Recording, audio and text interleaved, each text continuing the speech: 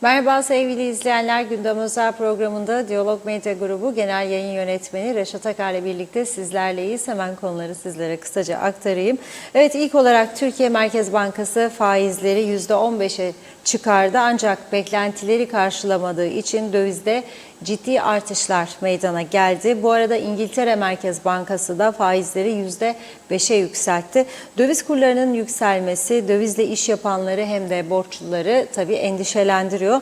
Döviz mağdurları bugün Başbakanlık önünde toplanarak eylem yaptı ve hükümetten beklentilerini dile getirdiler.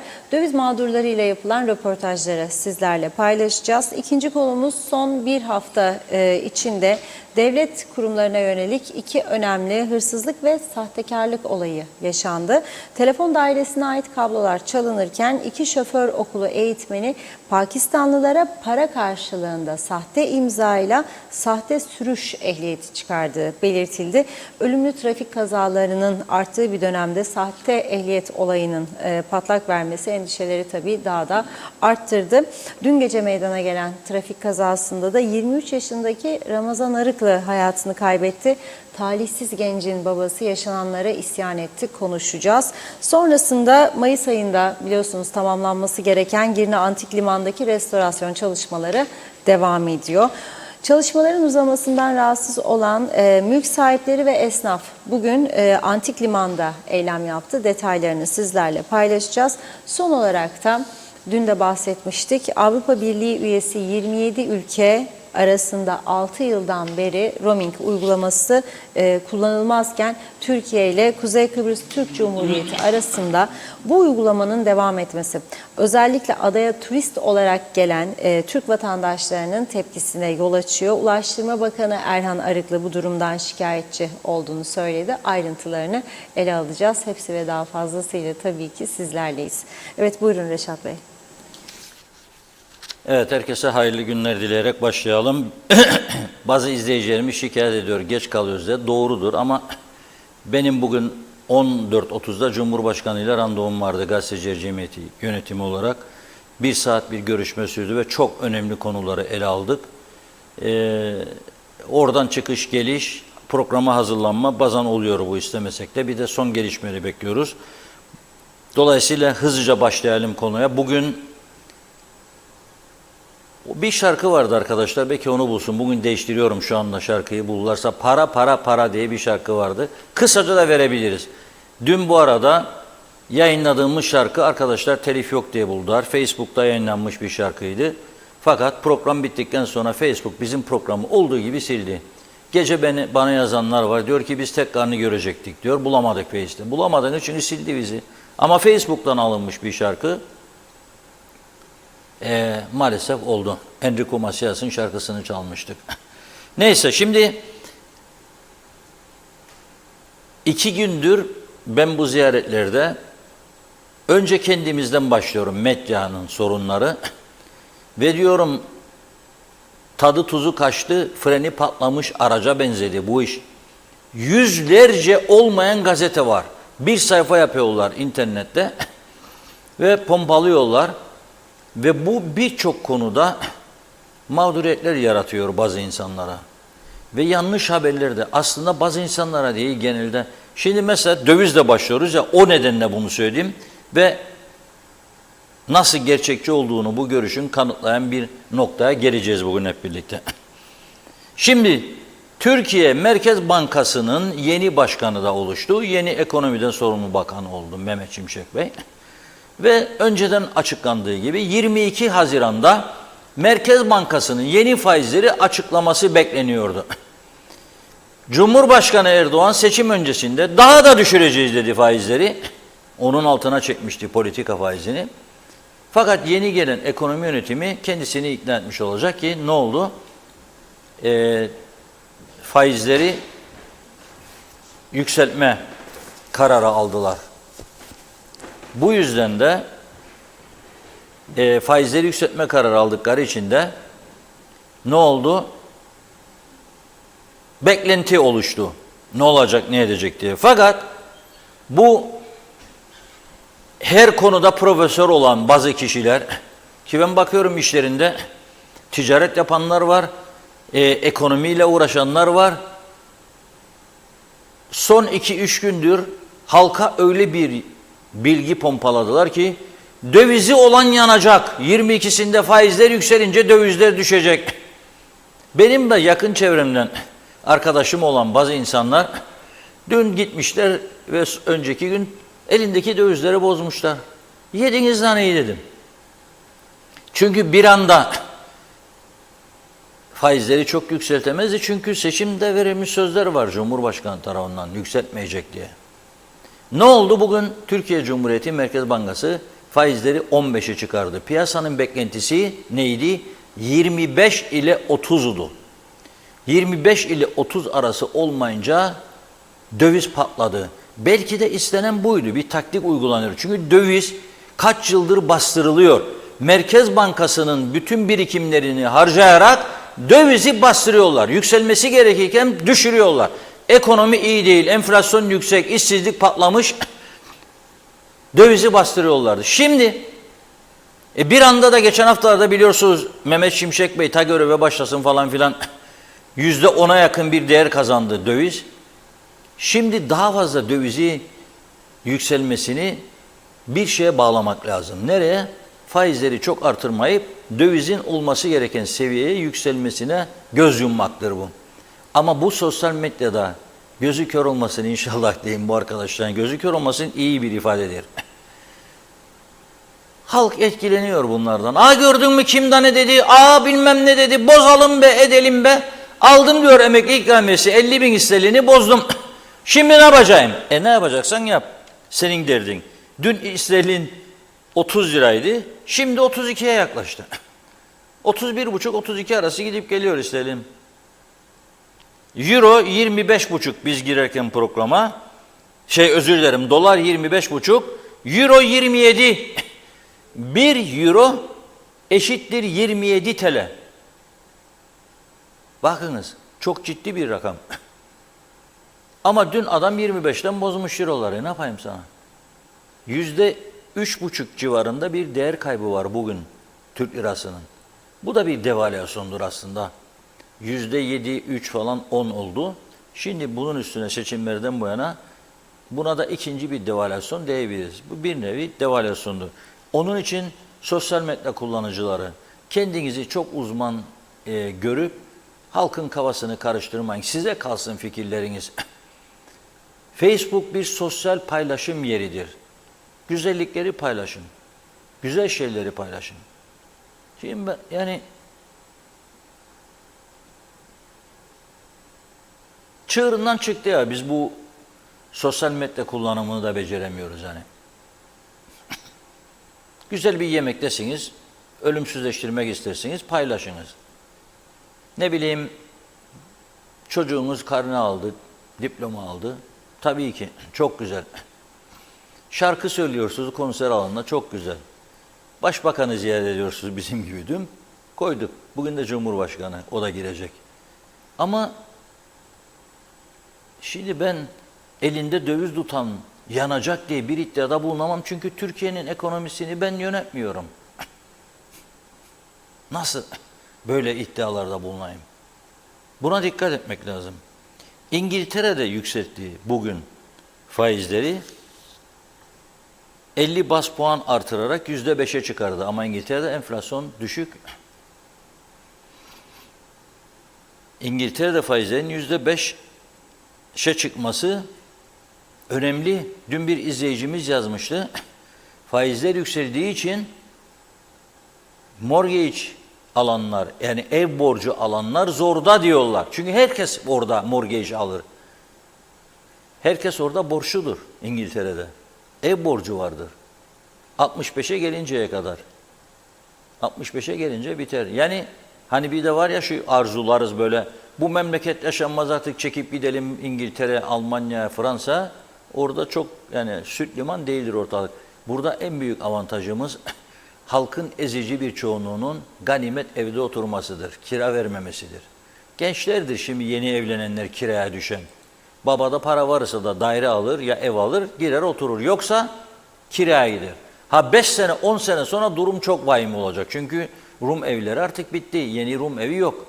Yani yeni bir savaşa da girecek durumumuz yok. Gidelim Leymos'un Larnaka Baf'ı alıp da oralarda dağıtalım. Ama büyük bir avantajdır bugüne kadar bedava oturanlar açısından söylüyorum. Dün LAP'ta ben ne dedim programa dün? LAP'ta Alsancak limon cennetiydi bir zamanlar. Dün LAP'tadan bir izleyicimiz aradı. Dedi ki programdan hemen sonra bilmediğim bir numaraydı. Hadi açayım dedim. Açtım. İnanmayacaksın dedi. Şimdi bir markette durdum. LAP'ta da dedi. 4 tane limon aldım dedi. 28 lira. Sen dedim nerede oturum? LAP'ta. Yahu dedim limon cennetinde oturun. Limon satın alın. Ne yapayım dedi. Yok mu dedim bahçede limon. Yoktur dedi, kalma dedi. Git komşudan çal dedim. Ya da işte kuruttuklarını söylüyorum. Betonlaştırdılar çünkü o güzel bölgeleri. Çok betonlaştırdılar. Esas ilgilenmeleri gereken konu budur. 4 tane limon 28 lira. Ne yaptın dedim. Almadım dedi. Ne oldu dedim. Hanım bağırdı dedi. İstediği kadar bağırsın çağırsın dedim. Ben olsam ben de almam. Yani 4 limon alacağım ve 28 lira vereceğim. Boşanmaya kadar gider bu mesele. Olmaz çünkü. Adam ne kadar kazanır da 4 limona 28 lira verecek? Mümkün değil. Şimdi tabii bu dövizdeki yükseliş en fazla kimi etkiliyor? Döviz borcu olanları 1, 2, dövizle kirada olanları, 3, dövizle ithal edilen malları tüketenleri. Ama dövizle ithal edilmese bile mesela gidin bir beyaz eşya satıcısı Türk malı orijinal dövizde yükselişe göre her gün fiyatlar yükseldir onlarda. Sen Türkiye'den getirin bunu kardeşim. Öyledir diyor. Ben adını söylemeyeceğim. B ile başlar adı bir marka. Çamaşır makinesi sordurdum geçen hafta bizim Rahip Bey'e. Gitti sordu. Demişler ki sitemiz vardır oradan bulursunuz. Geldi bana söyledi girdim siteye. %100 teyit edilmiş bilgiyi aktarıyorum. Kendim bizzat. Baktım fiyatına. Aynı modeli yazdım. İngiltere'deki fiyatı. İngiltere'de beyaz eşya satan mağazalarda 200 sterlin daha aşağı çıktı. Aynı Türk'ün ihraç ettiği çamaşır makinesinden söz ederim. Bu Kıbrıs her yerde gazlık yiyen bir yer oldu. Et tırnaktan ayrılmaz diyoruz ama nasıl iş bu iş? Türkiye'den İngiltere yolluyorsun. Orada 250-270 sterline sattığını bana burada 460'a satıyorsun. Nasıl olur bu iş? Demek ki arada marada vurgunlar, çalmalar, çırpmalar çok. Belirli bir kesim bunun içerisinde kaymağını yiyor. Halkın topladığı paraların o bir azınlık sınıf elinden alıyor. Ötekiler de 4 limon 28 lira. Sonra Güzelyurt'tan da bugün mesaj geldi bir bayandan. Diyor ki narenciye diyor dalında kaldı. Siprivex naz şeker. Dün de Siprivex müdürü bir açıklama yaptı. Son portakal kalıncaya kadar toplayacağız. Helal olsun be dedim kalktım selam duruşu durdum. Ya o taraftan üretici bağırır dalında kaldı. Sen bu taraftan ne? Son şeye kadar. Zamanı geçmedi mi bu narenciyenin portakalın şimdi? Devletin işi mi ya portakal toplamak satmak Allah aşkına? Hala da direniyorlar. Özel şirketlere bırakın bu işi. Ya örgütlensin, üreticileri örgütleyin, destek olun. Bir şirket kursunlar, başına da bu işi iyi bilen adam getirsinler. Onlar satsın. Yapmıyorlar. Neyse döviz zedeler diyeyim. Onlar adını Döviz Mağdurları Derneği koymuşlar. Bu Döviz Mağdurları Derneği sanki bilirdi bugün gene bir %3,5-4 çıkacak döviz. Başbakanlık önünde eylem planladılar. Tabii risk aldılar. Bence döviz düşebilirdi de bugün. Eğer politika faizi 25 olsaydı düşecekti. Gittiler, risk aldılar, eylem yaptılar. Tam onlar eylem yaparken faiz kararı açıklandı öğleyin ve döviz tekrar daha da yükselmeye başladı. Şimdi bu insanlar diyor ki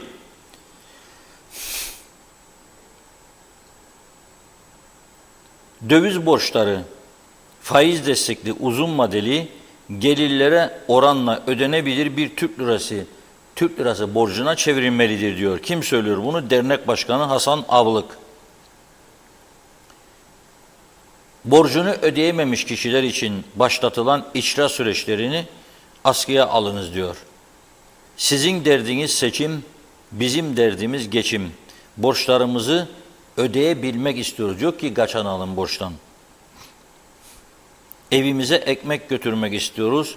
Halkı koruyacak önlemler nerede diyor. Mirasımız diyor evlatlarımıza borç olmasın. Evet.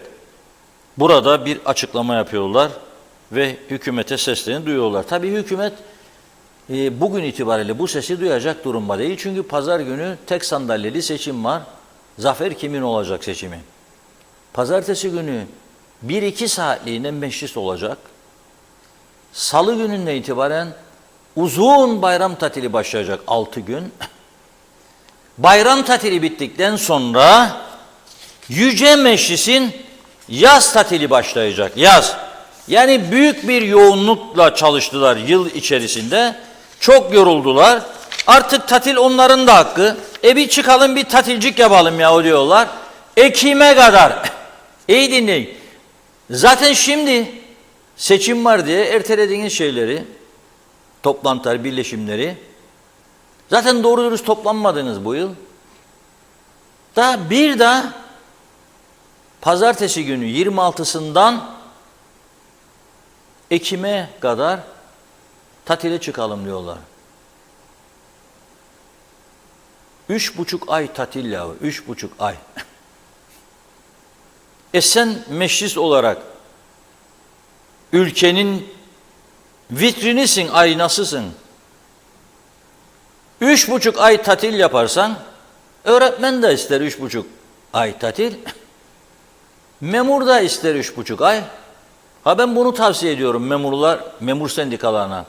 Hemen bir eylem başlatsınlar seçimden sonra. Böyle bir ay ya tatil, bir ayda ödenekli sağlık falan olmaz böyle şey. 3 ay ödenekli tatil, 3 ay ödenekli hasta izni. Zaten doktorlara giden hasta olmasa da hasta raporu alabiliyor. Ben kendi kurumumdan biliyorum. Hasta olmadığı halde hasta raporu getiren arkadaşlar var. İşi var, bir yere gidecek, ya gezmeye, ya bahçeye çalışacak, ya çocuk bakacak, ya torun bakacak, ya bilmem ne bakacak. Hasta izni getirenler var. Devlette daha kolay bu iş. Nerede çalışın hanım? Maliye Bakanlığı'nda. Kaç gün isten yazayım? 4 güncük yaz, 5 güncük. Hafta sonuyla o bir hafta gitti. Ne güzel. Lükus hayat diyor.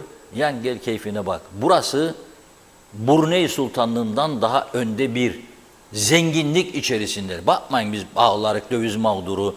Yok gittim 4 limon 28 sene. O bir kesim için. Bir kesim için. Öteki kesim farklıdır. Ve isteyen de istediğini koparabilmektedir bu ülkede. Özellikle tatil matil meselesi gelince veyahut da ek mesai falan koparıyorlar. Yapacak bir şey yok. Şimdi bu döviz mağdurlarına mikrofon uzattı arkadaşımız Ömer Kadiroğlu. Ne dediklerini birlikte izleyelim. Ve bizlere destek için aramızda bulunan sendikalarımız. Bugün burada biz döviz mağdurlarını muhatap dahi almaktan imtina eden hükümet yetkililerine sesimizi duyurmak için toplanmış bulunmaktayız. Anayasal hakkımız olan barınma, eğitim, sağlık gibi giderlerimizi karşılamak adına kullanmış olduğumuz borçlarımız Türk lirasındaki astronomik değer kaybı ile ödenemeyecek boyutlara gelmiştir. Bizlere döviz borçlandığımız için sitem edenlere aşağıdaki soruları sormak istiyoruz. Biz döviz borçlarının tamamı sizce ekonomist midir? Ekonomistlerin bile öngöremediği Türk lirasındaki değer kaybını öngörebilmemiz mümkün müdür? Barınma, sağlık, eğitim anayasal hakkımız değil midir? Dilerseniz biz sorduk, biz cevaplayalım. Çünkü bizlere döviz borçlandığımız için sitem eden güruh ile bizleri muhatap almaktan imtina eden grup aslında aynı kişilerdir. Bizler ekonomist değiliz. Aramızda ekonomist olanlar olsa dahi Türk lirasındaki değer kaybını ekonomistlerin çoğu dahi öngörememiştir. Barınma, sağlık, eğitim nasıl ki her Kuzey Kıbrıs Türk Cumhuriyeti yurttaşının anayasal hakkıysa bizim de anayasal hakkımızdır.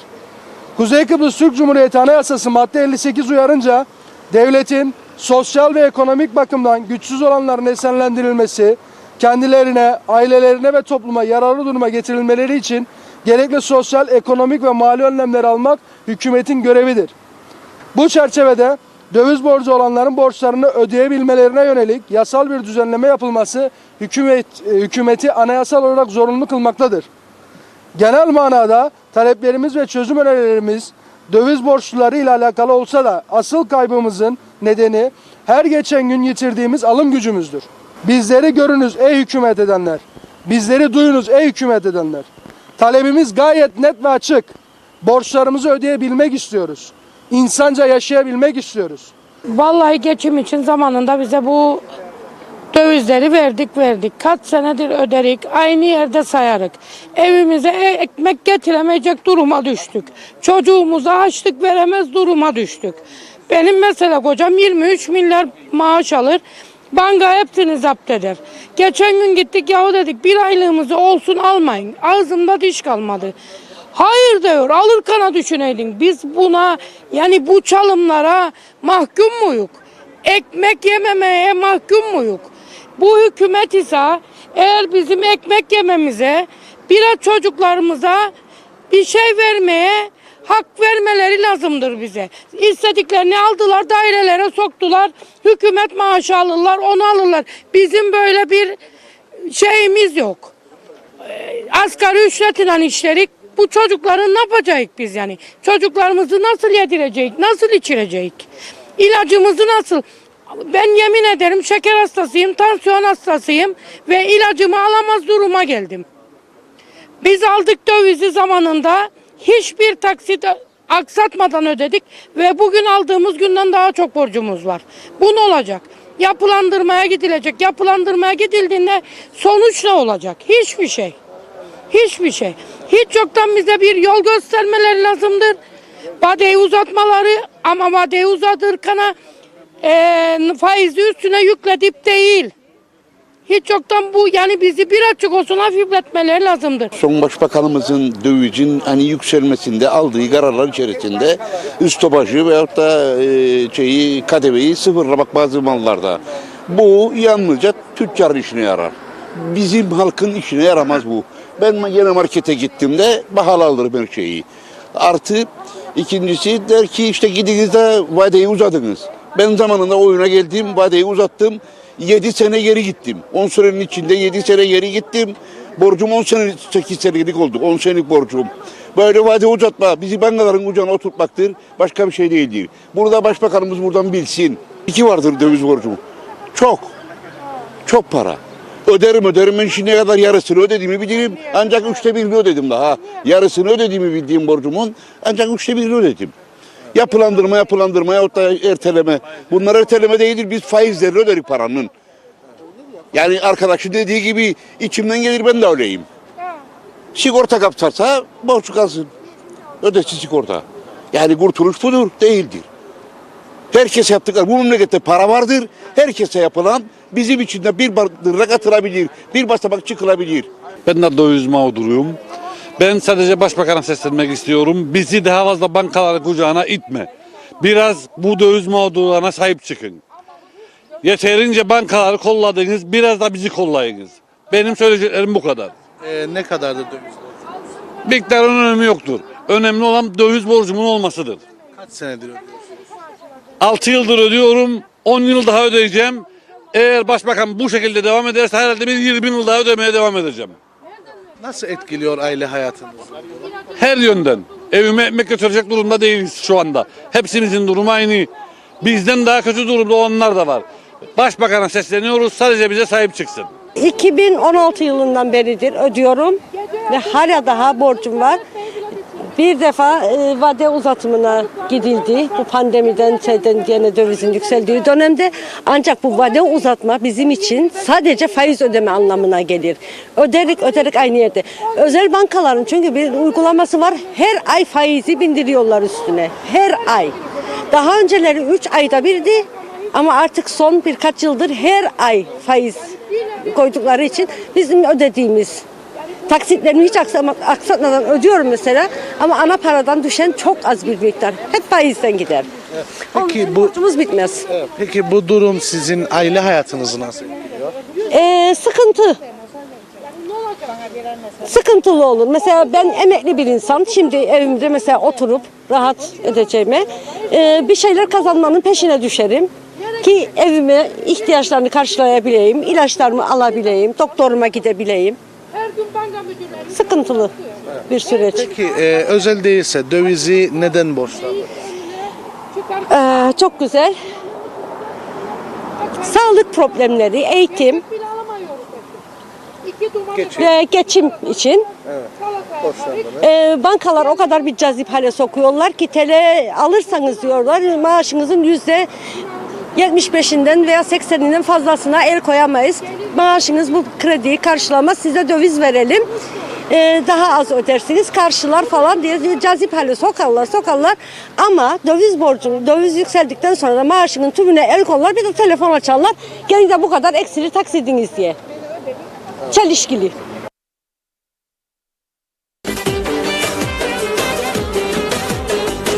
Yine yalanınızı yutturamadınız.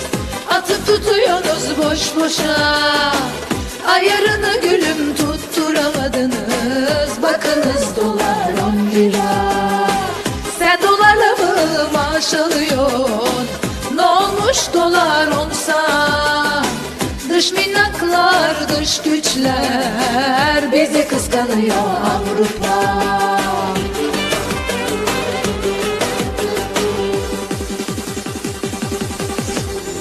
10 lira, 10 lira, dolar oldu 10 lira. Kıskananlar çatlasın, dolar oldu 10 lira. 10 lira, 10 lira, dolar bugün oldu 10 lira. Koşup hemen dolar alın, bu gidişle 15 lira. dolar bu ya 10 milyon, mazot bu ya 8 milyon. Dolar bu ya 10 milyon, mazot bu ya 8 milyon. Ekonomi fırriya, serzengina rıjiya. Zarok burçil malin, jine zahev dukhwarin. Zarok burçil malin, jine zahev dukhwarin.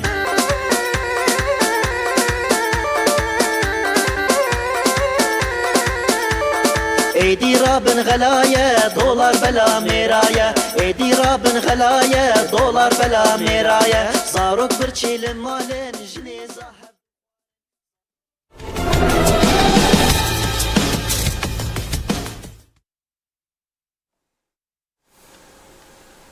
Dolar olmuş 10 lira diye ağlıyorlardı bir zaman. Koşun dolar alın diyor, 15 olacak diyor. Dolar kaç olmuş bugün? Ona bakalım biz. Dolar bugün 25,5 olmuş. O 15 olacak diye korkuyordu o zaman. 10 oldu diyor, 15 olacak diyor.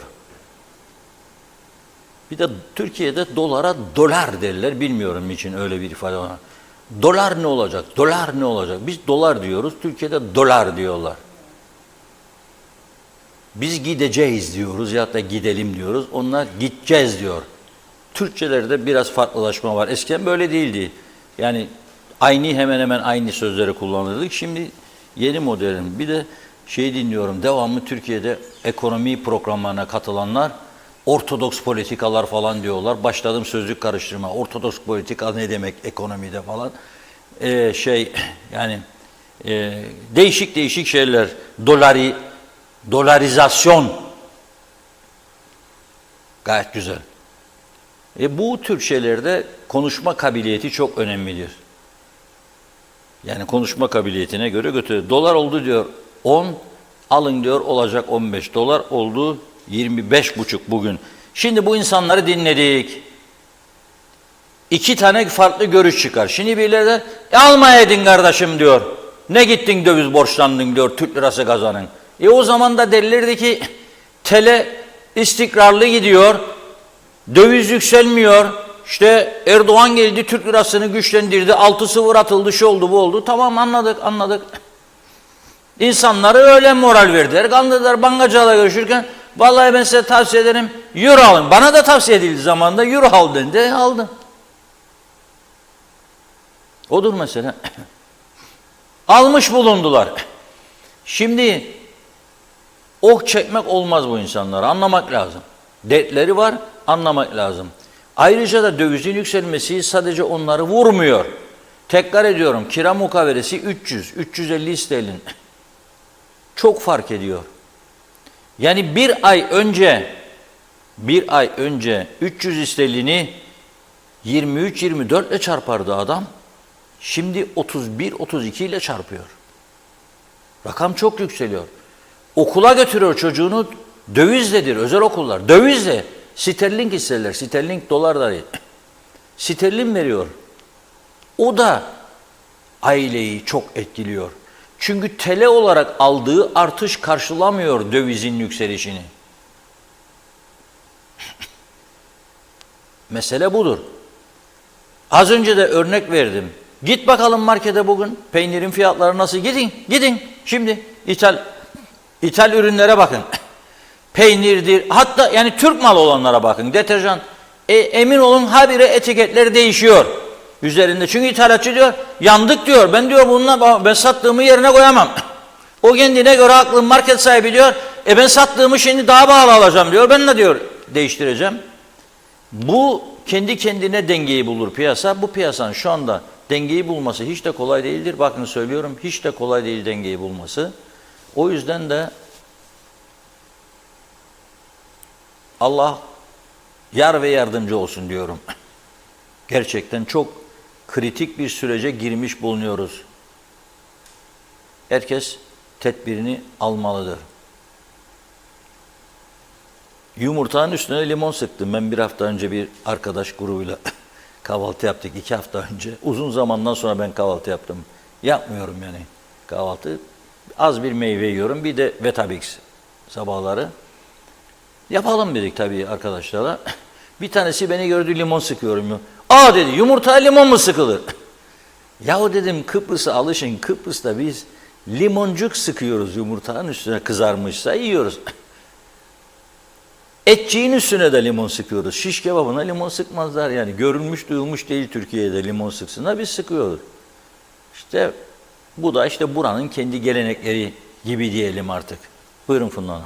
Evet, mesajlara başlayalım. Çok kaçırdığımız mesajlar da oldu ama ilk gördüğüm mesajda Şafak Lemi Hoca iyi yayınlar diliyor. Uğur Erciyes'ta. Mehmet Uluçaylı da sağlıklı günler, kolay gelsin demiş. Emine Mülayim de ve diyor ki paranın açamayacağı kapı yok. Yazıklar olsun sahte ehliyet verene, bunu da duyduk, verin demiş. Hüseyin Boşnak Londra'dan selamlar. Zevkle sizi bekliyoruz. Allah sizlere iyilik versin. Aycan Özkaratan iyi yayınlar diledim. Mustafa Özcan sosyal medyada paylaştığım güzel bir söz vardı, seçim gününe kadar da paylaşacağım. Batırdığı gemiye tekrar kaptan olsun diye aynı kişiye destek verenlere batan geminin malları denir demiş. Lord Manav bereketli evlere servis başlamış. Hayırlı yayınlar diliyor. Kemal Osman Ceyhanlı Merkez Bankası açıklama yaptı. Döviz uçtu, millet çöktü. Hasan Nihat Erduran devlete makul yeni memur kadar bile gelir vergisi vermekten acizlerin kanaat önderi yapan basın medya suçlu değil mi acaba demiş. Arın Taşarkan Kuzey Kıbrıs tarihi Girne Antik Yat Limanı restorasyon devam ediyor. Haziran ayındayız, bir türlü bitmedi. Bir an önce güzel bir şekilde bitip hizmete açılmalı. Bar, restoran, turistlerin derken yanlış sayfaya girdik. Hemen şimdi kaldığım yeri bir yakalayayım. Evet. Arın Taşarkan'ın mesajında evet, Mehmet Uluçaylı ile devam edelim o zaman. Yeni mesajlar gelince birden böyle bir fırladı ama evet bakıyorum. Evet. Hasan Nihat Erduran bir bardak demiş, portakal suyu da burada 70 lira, İstanbul'da 15 lira. Niye gelsin Türkiye'den turist? Fikret İpekçioğlu hepsinde bir yanar dönerlik aldı başını gidiyor. Yaşasın korsan memleket. İbrahim Aydoğdu Harmancı iyi yayınlar, selamlar. Mehmet İnancı bizim Seytan'ın fiş cipsi shop'ta 8 liradan torbası olan patates geçen gün 25 pound'a aldığını söylüyor. Londra'da güllük gülistanlık değil, insanların hali zor demiş Mehmet Bey. Evet, Mustafa Gökçeoğlu, hayırlı yayınlar. Bugünler iyi günlerimiz Reşat Bey. Biz Türkler Gazi Mustafa Kemal Atatürk'ün ayarlarına geri dönmezsek işimiz zor. Bu güzelim adamız Filistin'den kötüye gitmektedir. Erdal Yarkın, her zaman başarılar dilerim size ve ekibinize demiş. Sonay Tarsuslu, lütfen okuyun, çok önemli. Güzelim Kıbrıs'ımıza ne oluyor? Oğlum Mehmet 18 yaşında, engelli okuluna köyün minibüsüyle gidip geliyor. Ozanköy'de kalıyorum oğlumla. Otobüse zenciler darp etti çocuğu diyor. Lütfen okuyun.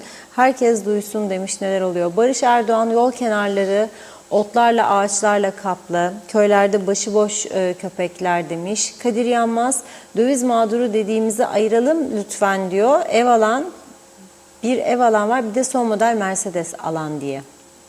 Meral Kavas, kolay gelsin demiş. Zeren Turalı, çok önemli hayati bir konuya değinmeden edemeyeceğim. Devlet televizyonunda izledim. Ormanlarımızın telef yok edilmesi, gelişigüzel yapılan çarpık yapılaşma sonucu. Program sunucusu hayvanlara yeteri kadar otlak alan kalmadığından söz etti. Hayretle, ibretle, şaşkınlıkla izlerken hani devlet, hani hükümet demekten kendimi alamadım diyor. Oksijen kaynağımızdı hani, yani diyeceğim, kendi geleceğini katleden, kendi ayağına kurşun sıkan başka bir ülke var mıdır acaba? Sen nelere kadirmişsin ey KKTC? İşte alın sizlere devlet, hükümet, övmüşük de ağlayanımız yok. Celal Harun, Kuzey Kıbrıs'ın hali Somali, internet erişimi, elektrik kesintisi, telefon, su kalitesi, sokak temizliği, ulaşım kalitesi ve diğer insani hizmetler açısından Somali'den gerideyiz. Bir avuç insan olarak onlara hizmet götürmede beceriksiz, bir sürü sözünde durmayan insan. Evet, Bestami Tosun, döviz konusunda freni patlamış kamyona benzetiyor bizi. İstediğiniz kadar frene basın dedi. Mehmet Uluçaylı, daha önce de yazdım size. Kuzey Kıbrıs'ta en güzel meslek vekillik. Haftada bir gün, ayda 4 gün meclise git. Sonra yan gel koltukta. İyi uyu. Ay sonu pek dolgun maaşını al. Yaya bitmez. Pek de yorulan gariplerim 3 ayda yaz tatiline çıkıyorlar. Dinlenmek hakları. Taş atarlar da kolları yorulur demiş. Hasan Yatar Duran, döviz geliri olduğunu ispat etmeyene döviz borcu veren bankalar suçludurlar. Fevzi Teke Londra'dan selamlar. Evet, Hasan Yatar Duran, bankaların ticari riski yoktur. Yaz kış şemsiye açık gezer. Vergide sıralama yapın, yayınlayın, halk görsün. Sahipler, ortaklar ne vermiş, banka ne vermiş, şeffaflık iyidir, korkacak ne var? Sonay Tarsuslu, sosyal yardım 5.000 lira alırım, geçinemiyorum diyor. Hüseyin Boşnak, şükürler olsun. Londra'daki emekliler kral hayatı yaşıyor. Diş doktoru, gözlükçü, ilaçlar, kira, seyahat, aklınıza ne gelirse hükümet tarafından karşılanıyor. Avrupa bizi kıskanıyor demiş. Soner Sabriler, meclistekiler 3 ay 15 gün tatile gidecek, haklıdırlar. Hasta izni alırlar. Al sana 7 ay, kalan 5 ayın bayram izinleri var, doğum izni. Yani yılın 12 ayında bir ay çalışırlar. Dünyanın hiçbir yerinde bu rahatlık yok. Gerçekten yazıklar olsun diyor böyle yönetime. Güzel günler sizlere. Dürü Çörekçioğlu, bankadan 55.000 pound borç aldım. Elime 53.000 pound geçti. 36 ay hiç kesintisiz, ayda 550 pound taksit ödedim. 3 yıl sonra bakiyemi sordum, 49.500. Geçen defa çok becerikliler sabitledi. Şimdi de daha becerikli hükümet sabitlemiş. Bankalardaki borçlular ölene kadar ödeyecek. Öldükten sonra da geride kalanlar ödeyecek ve yıllarca borç bitmeyecek diyor. Veli Baş, evet... Döviz borcu olanlar bu şarkıyı hiç beğenmedi demiş. Turgay Gezen, Türk lirasının döviz karşısında hızla değer kaybetmesi, alım gücünün daha da gerilemesi, yoksulluğun artması demek. Memleketin makus talihi ne yazık ki budur. Memleket gelişmiş Batı ülkelerinden gelenler ve burada kazancı döviz olanlar için cennet. Türk lirası kullanan dar ve sabit gelirli yurttaşlar için de cehennemden farksızdır demiş. Sonay Tarsuslu, 15-20 bin maaş alanlar geçinemez, biz ne yapalım diyor. Barış Erdoğan, müzik de güzel, uçuyoruz ama nereye? Hükümete gelmeden dedikleri şu kelimeleri hatırlayalım. Tünelin ucundaki ışık ne oldu? Birol her an bu gidişle dolar 30'u birkaç ay içerisinde görür. Allah sonumuzu hayretlesin demiş. Birkaç mesaj okuyup ara verelim. Mehmet İnancı, devlet derin uykuda zenginlerden adaletli vergi alınıyor mu diye soruyor. Veli Baş, Başbakan isterse döviz borcu olanları dövizi sabitleyebilir. Yeter artık Sayın Başbakan, bankaları desteklediğin kadar demiş, biraz da bizi destekle. Meral Kavas, bir zamanlar Kıbrıs, Singapur yapacaklardı. Hani nerede? Vay halimize diyor. Veli Baş, bankacılar al dövizde korkma dedi bana zamanında. TL yüksek faiz verecek, dövizin faizi düşüktür dedi. Bizleri kandırdılar, şimdi de geri çekildi banka müdürleri. Soruyorum ne olacak bizim halimiz dedim. Omzunu kaldırıyor banka müdürü demiş Veli Bey. Evet, daha çok mesaj var, devam edeceğiz. Şimdi bir ara verelim, buyurun. Evet, banka müdürü omzunu kaldırıyor ya da bıyığını oynatıyor, böyle bıyık yapıyor diyor. Çünkü belki de onun da borcu vardır. Öfkesinden yapmış da olabilir. Döviz borcu olabilir. Neyse. Bir çare bulmak lazım. Bir çare bulmak lazım ama nasıl çare bulunacak bilmiyorum. Yani bence en etkili çare kalıcı bir çözümdür bu adada. Yani adanın tamamında euro kullanılması, maaşların da euro olması, fiyatların da euro olması. Maliye Bakanlığı bugün bir açıklama yaptı. Dedi ki birinden itibaren dedi KDV'sini sıfırladığımız ürünlerin dedi fişlerinde sıfır olması lazım KDV dedi. Olabilir. Fiyat gene aynı yerinde durursa ne olacak? Yani %5'i veya %16'yı düşmediyse ne olacak? Bunu Maliye Bakanlığı her bakkalın içine müfettiş koyamayacağına göre bunu marketlerin ve ithalatçıların kendilerinin yapması lazım. Hatta ithalatçı demesi lazım. Bakın bura ben fiyatını düşürdüm. Devlet düşürdü. Ben de düşürdüm. Siz de düşüreceksiniz demesi lazım. Ben aldıydım önceden de bilmem ne. Yok bak güneydeki nasıl yapıyor? 17.80'e satardı çocuk bezini. 13.5'a satıyor şimdi. Nasıl yapıyor bunu? Bak Rum eczanesinde 18,5-19 liraydı tansiyon hapı. Devlet dedi ki zorunlu ilaçların dedi bir kısmının maliyetini ben karşılayacağım. Rum devleti karşılıyor. 13,5'a düştü. O 18,5 olan 13,5'a düştü. Ama şimdi değil, birkaç yıldır. Budur işte insanlık. İnsanlık budur. Bunu yapamazsın. Bizim tarafta yapmak mümkün değil. Kısa yoldan alıştık çünkü. Para sahibi olmaya. Ve son zamanlarda en geçerli meslek oldu. Çalma çırpma. Hırsızlara gün doğdu. Devletin dairesi, telekomünikasyon dairesinin ait, bırakın telefon kablolarını, elektrik direğinde sökmüşler. Telefon direğinde. Kablonun bağlı olduğu direk sökülüyor ama 1000 metre uzunluğunda yer altından, yer üstünden çaldılar gittiler. Sonunda direğini de beraber alıp gitmişler. Ne zaman sonra ortaya çıktı bu iş? Polis ihbar üzerine harekete geçtikten sonra çıktı.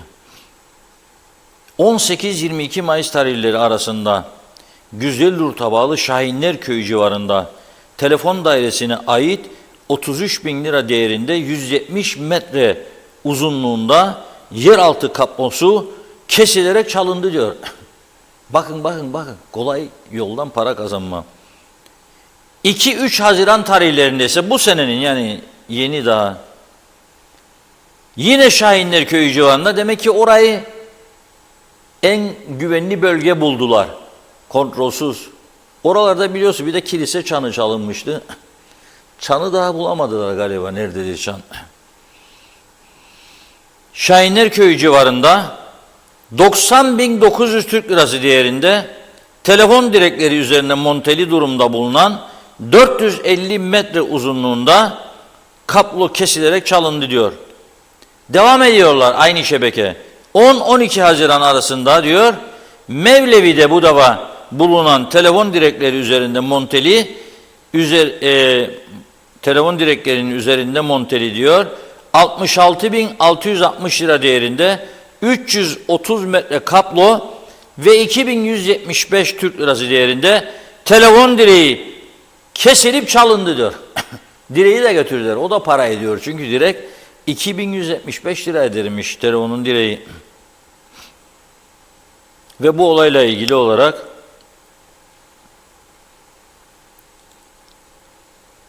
üç kişi tutuklanıyor. Mehmet Sasunlu, Muhammed Koca, Mervan Horoz. Horoz.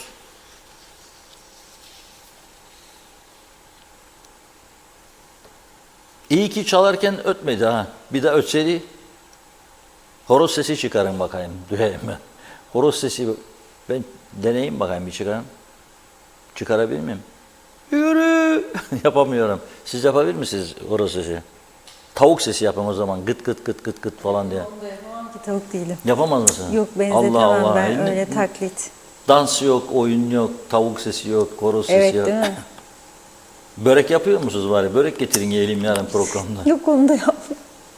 Evet, ikinci olaya gelelim şimdi. Taze sıcak sıcak. Biz trafik kazasından şikayet ediyoruz ve dün akşam da gerçekten benim içim sızladı. Bizim Sunu Hanım, içeriden ayrıldım, tam ofisten çıktım. Saat kaç? 9-9.30. Bana telefon açıyor. Reşat Bey, ne oldu? Dedim. Bak dikkat et, bir gün senin yüzünden kaza yapacağım dedim. Arabada giderken arama beni. Ama önemli değil. Ne oldu? Ölümlü trafik kazası var gene. Hay Allah dedim. Nerede? İşte Haspartaka'nın. Ne oldu? 23 yaşındaki genç. Üzülür müsün, üzülmez misin? Bu her gün olmaya başladı. Bir avuçluk memlekette 1-2 her gün. Ve buna rağmen bu ülkede trafiği biz kontrol altına alsa daha caydırıcı cezalar, daha etkili önlemler derken meğer ehliyetleri de sahte vermeye başlamışlar. Şoför okulları varmış Girne'de. Pakistanlılara para karşılığında ehliyet verir. Ama ehliyet değil aslında. Ehliyet, KKTC ehliyeti buluyorlar, alıyorlar. Müfettişin imzasını taklit ediyorlar. Müfettişin imzasıyla bunlara ehliyet veriyorlar. Polis seni çıkarır. Meğer daha geçmişi varmış. Zaten şu anda da cezaevinde 2 ya 3 tane mahkumiyet giymiş şoför okulu ve müfettişler, eksaminer var. Şoför okulu sahipleri var. Şimdi bu yeni olayda Girne'de faaliyet gösteren Ergüneş Şoför Okulu eğitmenlerinin karıştığı bir sahte ehliyet davası. Celal Abbas Uğuroğlu ile Levent Baysal tutuklanmışlar. Polis mahkemede olayı şöyle anlatıyor. Levent Baysal ile Celal Abbas Uğuroğlu'nun 16 Mayıs 2022 tarihinde, geçen sene, yapılan öğrenci ehliyet sınavına girmediği halde Sezer Karataş adına sahte olarak düzenlenen forum hazırladıklarını söyledi. Polis sanların vergi dairesine ait genel tahsilat makbuzunun arka kısmına sınav tarihinde görevli müfettiş U.Ön'ün imzasını sahteleyip geçti ibaresi yazdıklarını söylemiş. Zanlıların sahte olarak düzenlemiş olduğu evrağı Girne Vergi Dairesi'nde tedavüle sürüp Sezer Karataş için D sınıfına haiz öğrenci sürüşü belgesini temin ettiklerini belirtmiş. Şimdi şoför okulu aranınca ortaya başka evraklar çıktı diyor polis. Polis olayın bilgilerine 8 Haziran 2023'te geldiğini, yani bir yıl bir ay sonra ve ilk etapta Celal Abbas Uğuroğlu ile Sezer Karataş'ı tespit ederek tutuklandı diyor. Önce Celal Abbas Uğuroğlu ile Sezer Akbaş'ın mahkemeye çıkarılarak 3 gün tutukluk emri aldığını söylemiş. Sonra Levent Baysal'ın arandığını öğrenmesi üzerine kendisi gidip teslim olmuş. Baysal'ın teslim olmasının ardından 3 zanlı birlikte mahkemeye çıkarıldı diyor. Geçtiğimiz hafta teminata bağlandı. 7 gün ek tutukluk emri alındı diyor.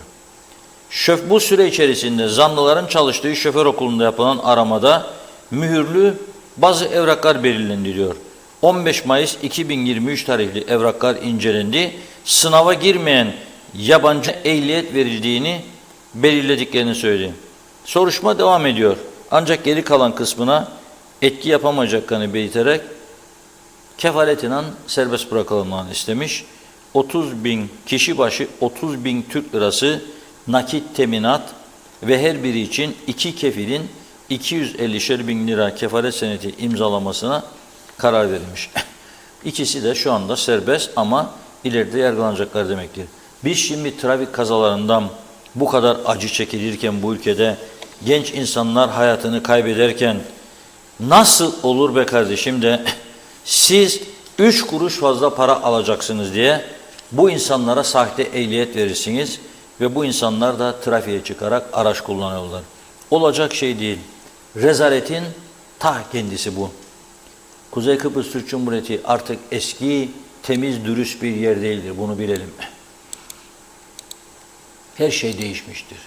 Bunun 2-3 tane sebebi var tabii. Bir tanesi bu ülkeye hırsızlık, soygun amaçlı gelen kişilerin sayısının artması ve o atasözü var ya, üzüm üzümü görerek kararır.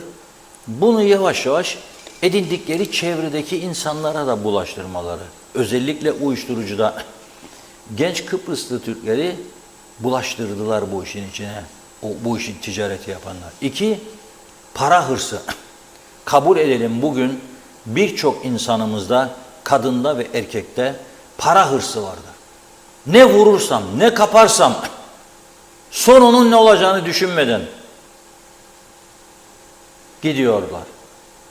O para hırsı işte insanı her yere çekebilir. Her yere. Ve çekiyor da. Ve bir süre sonra herkes cesaretleniyor. Ne olacak? Onu yaptım, bunu da yaparım. Onu yaptım, bunu da. Yap! Ama sonu vardır. Her şeyin bir sonu vardır.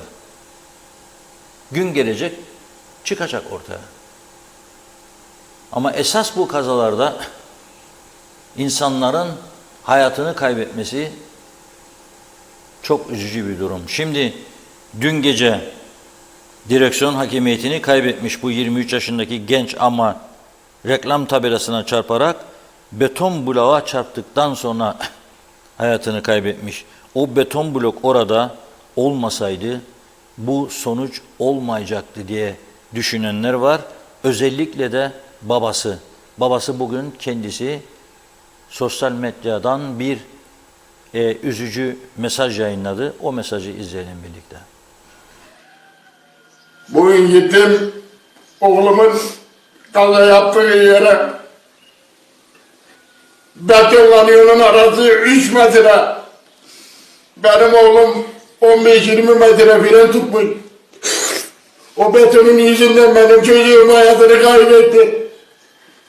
Bütün Kıbrıs halkına sesleniyorum.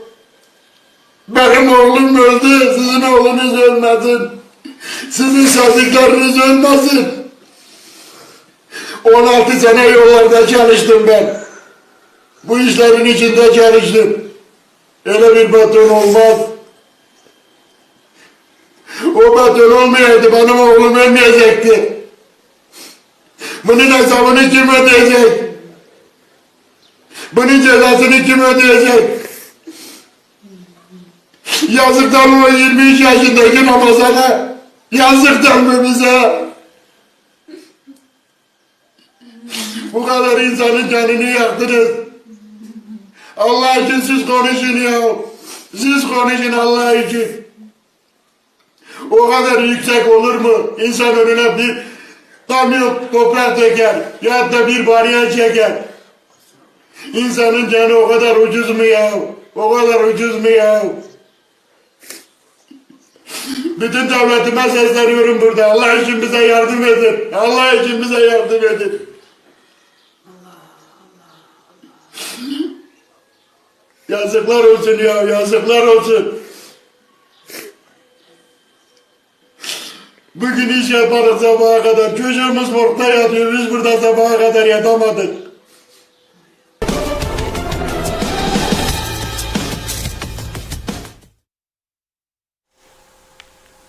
Evet, Ramazan Arıklı. Tabii ki Ramazan Anıklı.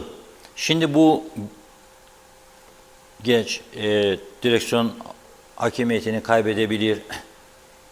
İnsanlık hali değil, bir anlık dalgınlık veya başka sebepler olabilir. Çıkabilir ama orada bir beton blok vardı diyorlar. Bizim kameramanımız Apo'da gördü. Yazık oldu çocuğa dedi. Çünkü orada bir beton yığını var. Her yer böyledir. Bakın dikkat edin. Bütün orta refüjlerde elektrik direkleri veya reklam tabelaları olduğunda uçmasın rüzgardan diye çevresini kalın betonla örterler. Bu bizim icadımızdır. Bizde öyle Avrupa kuralları, şudur budur insanları düşünmek falan yoktur, böyle bir şey yoktur. Öyle bir düşünce olsaydı ne yapardık? Biz buradan yıllardır çağrı yapıyoruz. Madem Avrupa istiyorsunuz, Avrupa'daki kuralları getirin buraya. Yani gençlere sürat arabası kullanmayı caydırıcı önlemler alın. Mesela sigorta ücretlerini 4 kat 5 kat fazla yapmanız lazım ki caydırıcı olsun. Hiç olur. Bizim çocuk da var. Var ama işte 200 de gider. Daha eli direksiyona yeterince doymamış. Bu hayatını kaybeden için söylemiyorum. Birçok insan için. Ve ne acıdır?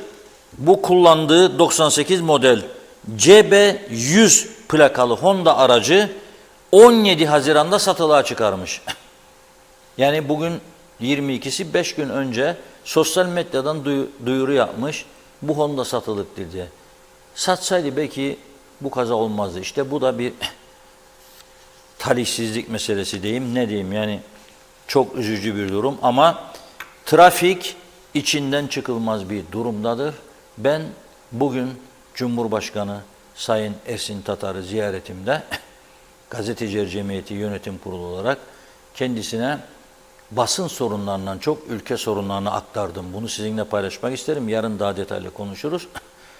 Halkın ciddi bir bunalımda olduğunu söyledim ve bir asayiş kurulunun kendisinin başkanlığında süratle oluşması gerektiğini söyledim. Güney'i de örnek verdim. Güney'de ulusal konsey olduğu halde bir de ulusal savunma konseyi kurdular ayrıca.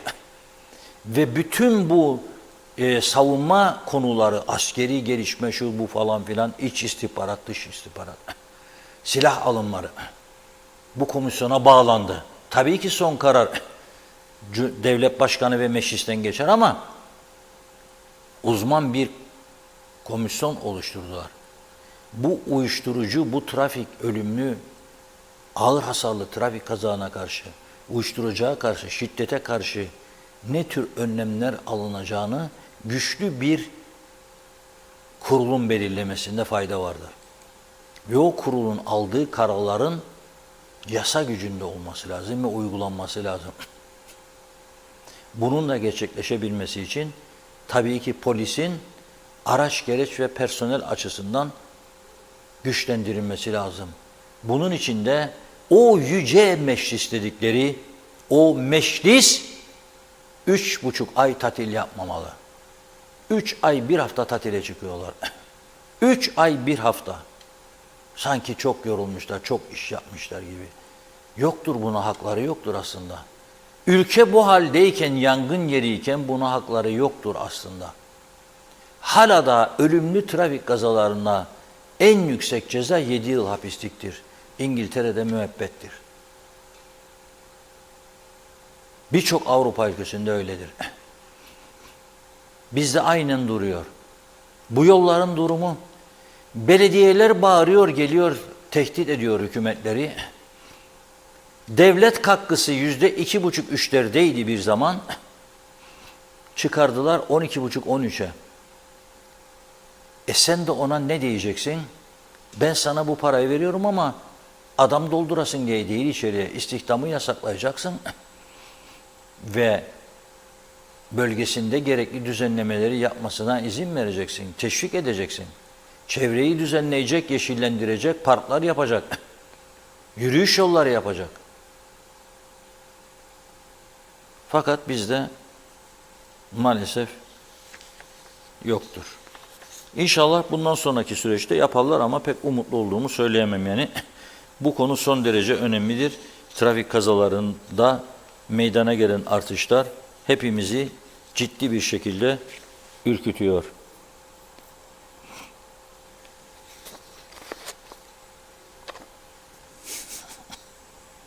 Nereye geldik?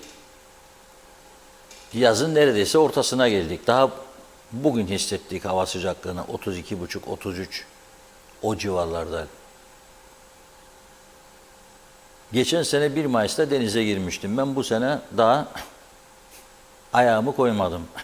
Koyacak gibi de değildi. Şimdi yaz ayı geldiğinde ne istiyoruz? Turist istiyoruz, turist. Esas bütün esnaf umudunu nereye bağlıyor? Turizme bağlıyor. Bekliyor devletin de bir şeyler yapmasını bekliyor. Dün bahsetmiştim. Şimdi bu bayram sürecinde İstanbul'dan Ercan'a 1 saat 20 dakika uçuş, bilet fiyatı sadece one way, bir geliş. İstanbul-Londra gidiş dönüş aynı havayolu şirketi Pegasus daha ucuz. İstanbul-Londra 3,5 saattir uçuş. İstanbul-Ercan 1 saat 20 dakika, 1,5 bile değil. Hadi 1,5 diyelim. 2 saat fark var gidiş, 2 saatte dönüş 4 saat. Ve gidiş dönüş bilet fiyatı aynı havayolu şirketinin Ercan'a tek gelişten daha ucuz. Bu Kıbrıs bu şekilde yani yolunacak kaz gibi görülmemeli. Çünkü yolunacak tüyümüz kalmadı artık. Ve turizme darbe vuran 2 gelişme var. Nedir? Bir tanesi dün demiştim, bugün daha geniş bir şekilde ele alacağız diye. Nedir o? Roaming meselesi. 27 Avrupa Birliği üyesi arasında 6 yıldır roaming yoktur. Ama şimdi ben cebime alayım telefonu, çıkayım gideyim İstanbul'a, Ankara'ya, Adana'ya, Mersin'e, ana vatan, yavru vatan. Denizin altından borularla suyu bağladık. Yani bağladık. Girne'den yol bağladık Anadolu'ya şarkısı boşuna mı söylendi ya? Nutuklara geldiği zaman ana vatanla şöyle böyle biz et tırnak gibiyiz ayrılmayız falan filan. Hep yalan sahtekarlık bütün konuşmalar. Adam biniyor. Uçağı Türkiye'den geliyor. Niçin Kıbrıs'a gidiyorsunuz? Herhalde çakızdez yemeği değil. Ben bazı programlar dinlerim. Böyle uzmanlar konuşuyor. Uzmanlar kendileri öyle diyor, uzmandır diyorlar. Ne güzel gelsin Kıbrıs'ımıza, çakızdezimizi görsün yesin, hellimimizi. Ya Türkiye'de şimdi hellim daha ucuza buradan. Çakızdez için turist gelecek yani Kıbrıs'a, kendi kendimizi kandırırık yani. Yani hellim için. Yoksa bombar yemeye gelecek. Onun orada işkembesi var. Kokoreci var. Gerek yok gelsin buraya. Gerçi burada da kokoreçler çoğaldı. İsteyen istediğini söylesin, ben olsam yasaklarım yani. Avrupa'da yasaktır kokoreç. Ben yönetsem yapacağım ilk icraatlardan biridir. Sakatat son derece tehlikeli. Hele hayvanlar, bu kadar hayvanın hastalıkların olduğu bir dönemde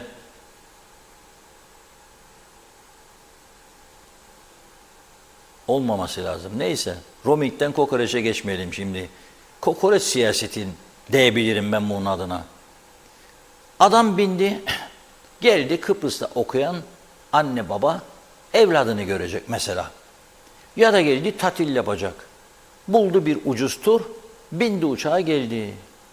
Sen de ona çakızdezini, şeftaliciğini, şeftali kebapçığını bir güzel yediriyorsun otelinde falan. Adam tabii geldiği zaman telefon bağlı olur diye interneti açık gelir. Ve yazışır çocuklarıyla. Veya bakar Facebook'ta kim ne yapmış. Merak var şimdi. Yaşlı genç bakar böyle Facebook'a. Kim ne yapmış, ne etmiş, o ne giymiş, bu ne gitmiş, kim boşanmış, kim evlenmiş falan. Kim nerede ne yemek yemiş. Döndüğü zaman bir telefon faturası geliyor. Abo, uçak biletinden daha fazla. Ne? Roaming kullanmış. Efendim biz Ercan Havaalanı'na koca tabela astık. Geldiğinizde alınız internet paketinizi daha ucuza kurtulun. Ben mecbur değilim o tabelanı göreyim senin. Hayır neden paket alacakmışım sonra? Hani et tırnaklı? Avrupa Birliği üyesi 27 ülke başardı bunu bedava. Da ben anayla yavru derim. Neden başaramıyorum ya? Neden ana vatanda bu kalem 1 lira da bende 10 lira? Neden Anavatan buraya roaming uygular?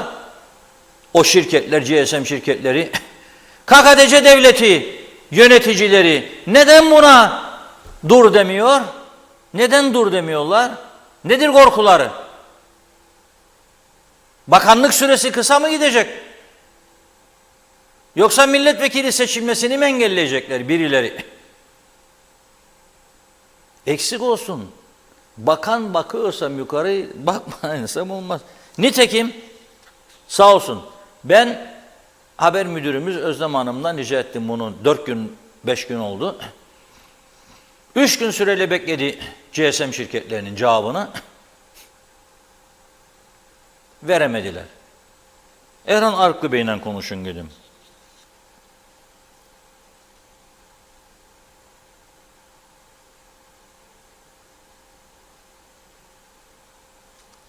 Diyor ki,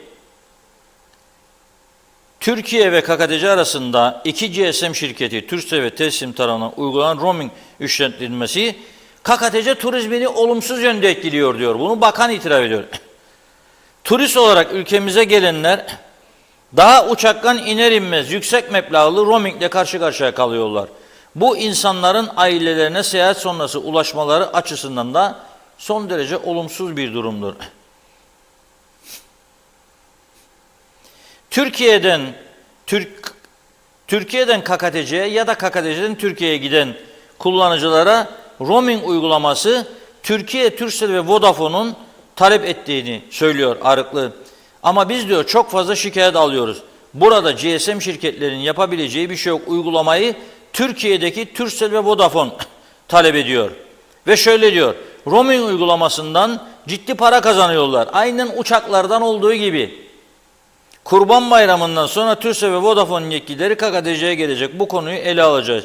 İki dev GSM şirketinin KKTC'nin elde ettiği bu gelire ihtiyacının olmadığını düşünüyorum. Herhalde bizi kırmayacaklardır diyor. Bu durum KKTC turizmi için çok önemli. İnsanlar KKTC'ye gittiklerinde Türkiye ile haberleşme istiyor. Ailesine ya da buradaki yakınlarına ulaşmak istiyor. Ama roaming sorun oluyor diyor. Evet, Türkiye'den buraya tabii hoş gelsinler, sefa gelsinler ama yapılacak bir şey var. Roaming'i kaldırmanızı istiyoruz. İstiyoruz. Efendim işte falan. O zaman durdurdum. Durdurun, bir şey değil, durdurun. Bu halk bazı şeylerden bir süre mahrum kalmayı da öğrenmek zorundadır. Bakalım nasıl? Yolunacak kaz gibi görüyorlar Kıbrıs'ı. Yahu İstanbul, Ercan, aynı havayolu şirketi. Bir geliş, İstanbul, Londra gidiş dönüşten daha pahalı olur mu ya? Çünkü seni yolunacak kaz görüyor burada. Çünkü iki şirkete bağlısın. Orada da TY, Pegasus. Burada da nereye bağlısın? İki GSM şirketine. Turkcell, Vodafone. Seni yolunacak kaz görüyor. Ve yoluyor. Ondan sonra da nutuklara gelince ana vatan, yavru vatan, vatan millet Sakarya. Yok ya. Da Singapur olacak. Vazgeçtim ben, Singapur falan zaten olamayız yani. Hayalini bile göremeyiz biz onun. Hayalini göremeyiz. Singapur'u bir daha Singapur yapacak adamlar lazım. Hani nerede? Nerede o ekonomik bilgi, güç ve cesaret? Nerede? Yapamazlar.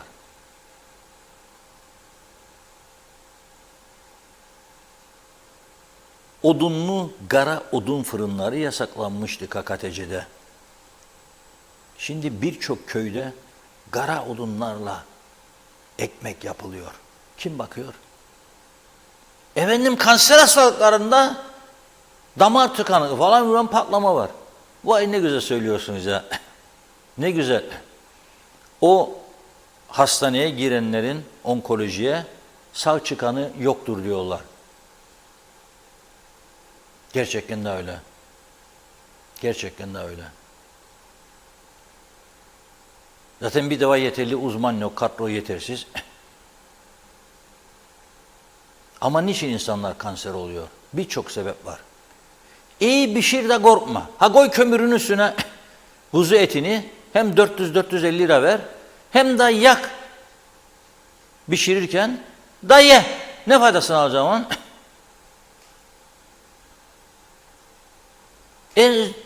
Hastalık geçmesin diye, çiçek hastalığı. Olur mu be kardeşim bu iş? Tutar bir tarafımız kalmadı.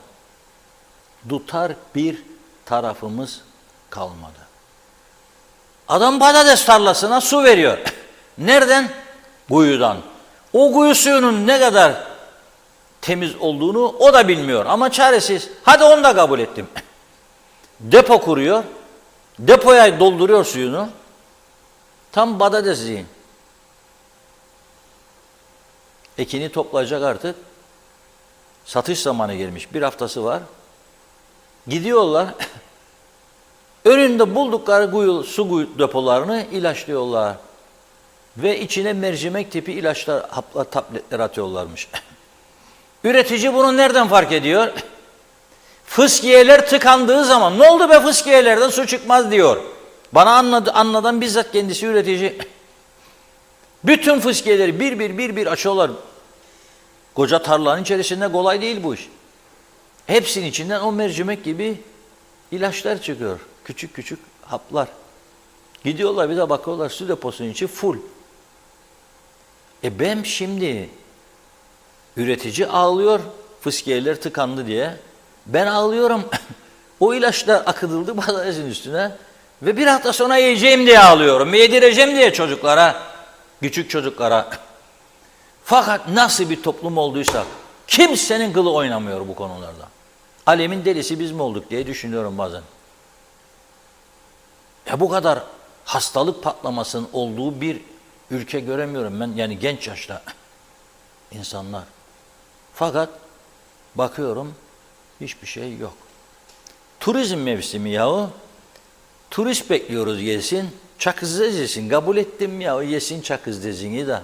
Bamyayı da yesin. Yiyebilirse 170. Hangi otel bamya pişirebilir şimdi? 170 alacak da etini de koyacak, yedirecek. Hele maşallah böyle güçlü kuvvetli turistler var gelen.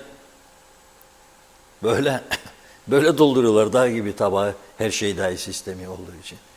Yarım kilo bamya, yarım kilo da et yese zaten otel aldığı para gitti bir seansta. 4 öğün 5 öğün yemek vardır.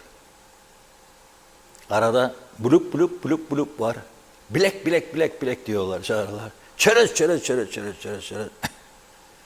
Hadi çık bu işin içinden. Turist ise. Bir de roaming gazı üstünden ha. Bir de roaming gazı. Tamam ya ama turist geldi. Hele İngiliz çakızdez yemeğe katiyen gelmez buraya. İngiliz nereye gelir? Onu bile farkında değilik. Çünkü öldürdük. Doğal orkideleri göstermek istersen öyle belirli gruplar var meraklı. Fotoğraf makineleri alırlar gelirler. Orkide bahçelerini gider, tarlalarını. Vardı bir zamanlar. Geçikköy falan filan oralar. Tepebaşı şu bu. Çoğu betonlaştı. Gece kulüpleri patladı o. Geçikköy'ün yollarında. Aş yuvaları var şimdi orada beton. Ne yapacaksın orkideyi yahu? Delirdiniz ama. Koy çakızdezi yesin. Hellimi de. Tamamdır. Kıbrıs'a gelmesi için büyük çaredir. Gelmezler. Üstelik aktarmalı inecek, İstanbul'da da bekleyecek 4 saat, 5 saat, 8 saat. Valizde kaybolacak yolda da Kıbrıs'a gelecek. Larnaka'dan gelenler gelir hem Baf'tan. Ama Ercan üstünden ben gitmem şahsen. O eziyeti alacağım göze. 2 defa take off, 2 defa landing. Ve bekleyeceğim saatlerce. 2 defa güvenlik şeyi, giriş çıkış falan filan, 2 de dönüş 4. Turist bekliyormuşuk. Çok mu oldu mesajlar? Çoktan kaçtı. Kaçtı mı? İpin ucu kaçtı. Tutun. Evet. Olta vereyim size. Tutamadım öyle baktım size bir ama. olta atarsanız böyle tutabilirsiniz. Kaçırdık bir de. Hava tüfeği vereceğim size yarın böyle tık Ha, tık tüfek atınız olur. hava tüfeğiyle. Devam edelim o zaman mesajlara. Evet, gördüğüm ilk mesajla devam ediyoruz. Sayar Aker, selamlar demiş, bağımsızlığı kaybettik, savruluyoruz. Arın Taşarkan, Reşat Bey, tarihi Girne Antik Yat Limanı ne zaman açılacak, bilginiz var mı diye Şimdi soruyor. ona değineceğim. Arın sakın kaçma ekran başından. Turizmden bahsederken Romik'ten Antik Liman'a geçiyordum. Ama Funda Hanım baktım yandan fena bakıyor, onun için ara verdim. Geliyorum ona şimdi. Evet, Özkan Bişmiş de demiş ki, kafiyeli oldu. Memleket battı, kimse kurtaramaz. Ahmet Halil iyi yayınlar diliyor. Ömer Bozkara vezirler. Arkadaşlar, öncelikle kolay gelsin. Birincisi, ben artık kimseye acımıyorum Reşat Bey. Bana ne? Bizler bu makarnacılar yüzünden bu haldeyiz.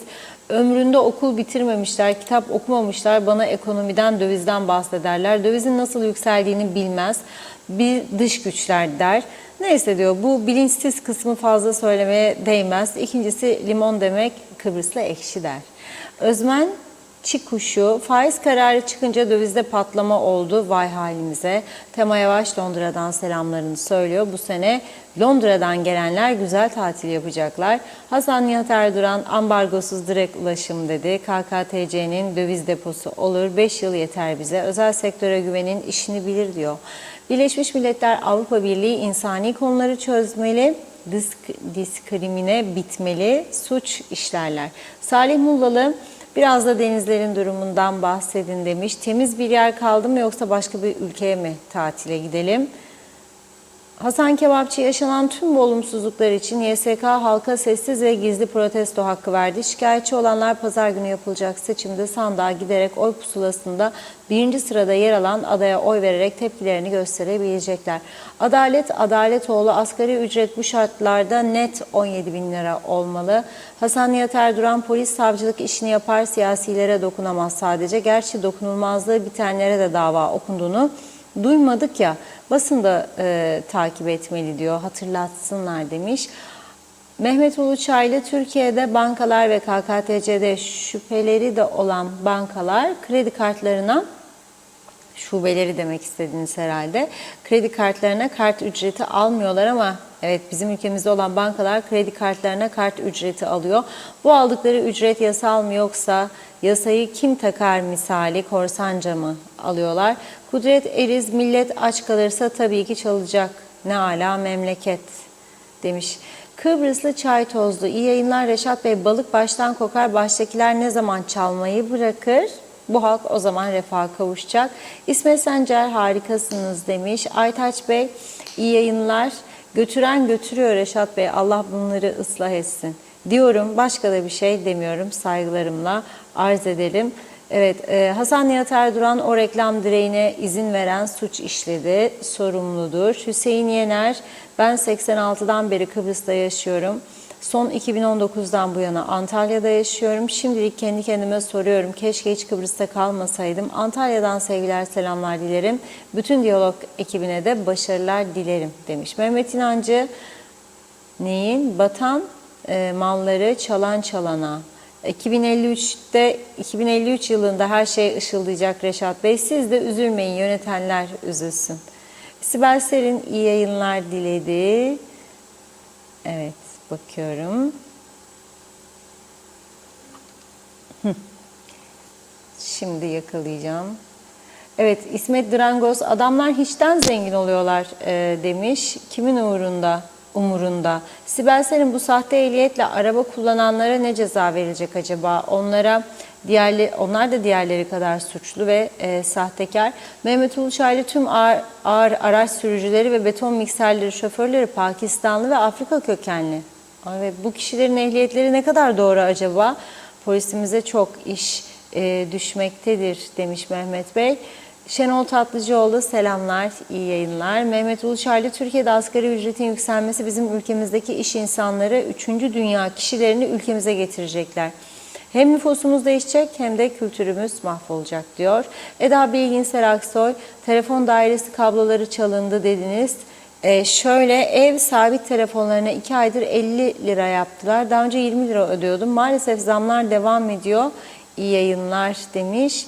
Mehmet İnancı, bu geçen akşam trafiğe kurban giden genç evladımıza Allah'tan rahmet dilerim. Mekanı cennet olsun. Gaye Kök, kim duyar, kim umursar vatandaşın sesini, isyanını. Biz Girne Limanı'nı bitirdik, teleferik kurduk. Tren var, çevre maşallah buz kaymak, sıra geldi gemi konağına, kruz gemileri getirmeye. Hayaller nerede? Gerçek hayat vatandaşa. Hasan Nihat Erduran, DSE'nin havalıklarına otokorkuluk çakılırdı. Çakılıp bitti mi acaba? Kontrol edin demiş. Yapılmasını isteyin diyor Hasan Bey. Reklamlar ana yollardan 50 ayak geride ve mülk sahibi izniyle olur. Yoksa polisin sökme hakkı vardır, uyarın demiş. Celal Harun, Şifa Harun'un mesajını iletiyor. Evet, trafik kazasız, belasız, savaşsız bir gün olsun. Her zamanki gibi trafik kurallarına uyalım ve daha dikkatli olalım. Yılmaz Özgür, fotokopi cumhuriyetinden hiçbir şey olmaz diyor. Yarın bile geç 82 plakayı taksın demiş. Aytaç Bey de iyi yayınlar diledi. Handan Felek, Reşat Bey, sizin söylediklerinizi devlet uygulasa 2 yıl içinde KKTC şaha kalkar. Necdet Mavi Gözlü, bu memleketin bu durumlara gelmesinin en büyük sorumlusu bizi idare ettiğini sanan 50 tane iş bilmez insandır. İkincisi de buraya sorgusuz sualsiz gelen yabancı ülke insanları, hala daha hükümetim diyen insanlar hiç bu nüfus artışlarıyla çıkıp söz söylemiyorlar. Memleket elden gitti gidiyor her yer. Afrikalı, Pakistanlı taştı, her geçen gün daha da artıyor. Hiç söz etmiyorlar demiş. Olup bitenden haberleri yok mu? Bu kadar vurdum duymazlık olmaz.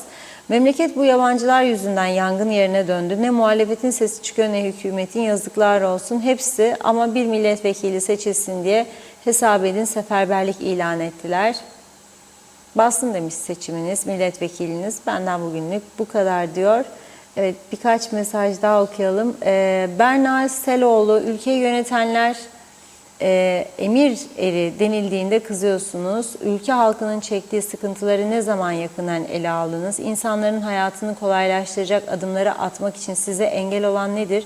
Bu ülke gerçeklerinin ne zaman farkına varacaksınız demiş Berna Hanım. Ali Kavas'ta, her yıl bu meclis tatil gündeme gelir. Çözüm yine mecliste, yasal düzenleme yapılmadan değişmez demiş. Evet, bakalım. Aytaç Bey, bu güzel memleketimizi yeni bir parti kuralım Reşat Bey, halkımızı kurtaralım, var mısın yok musun diyor. Siz çok güzel anlatıyorsunuz. NATO kafa, NATO mermer.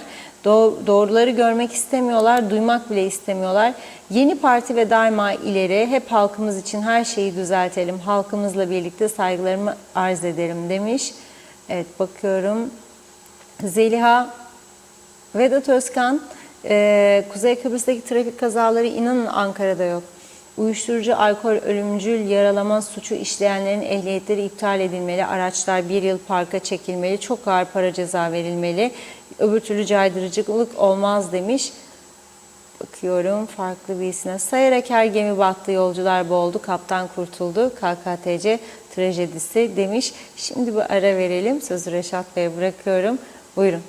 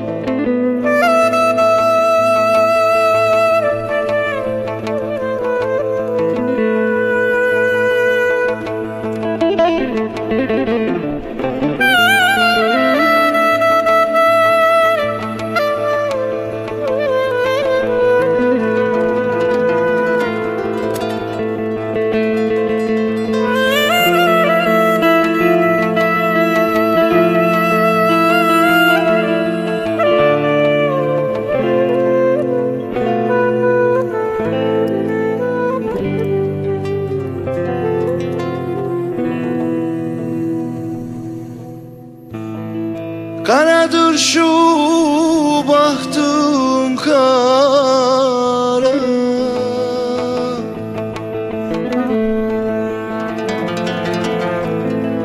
sözüm kâr etmiyor yâre.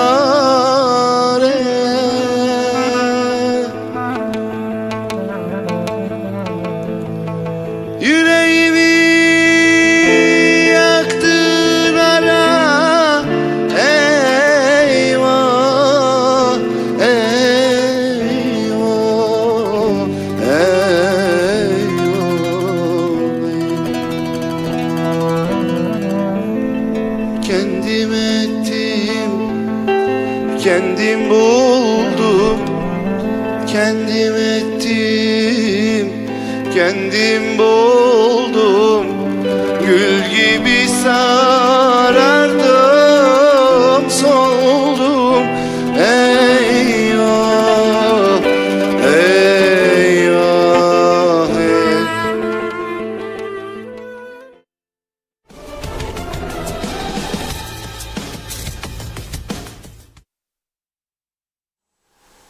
Evet, ne güzel söylemiş değil mi? Kendim ettim, kendim buldum. Biz de kendimiz ediyoruz, kendimiz buluyoruz. Şimdi bir antik limanımıza bakın, kahramanlık nutuklarına gerçekten eğer Türkiye'den gelen yetkililerin özellikle gözüne girmek istiyorsanız,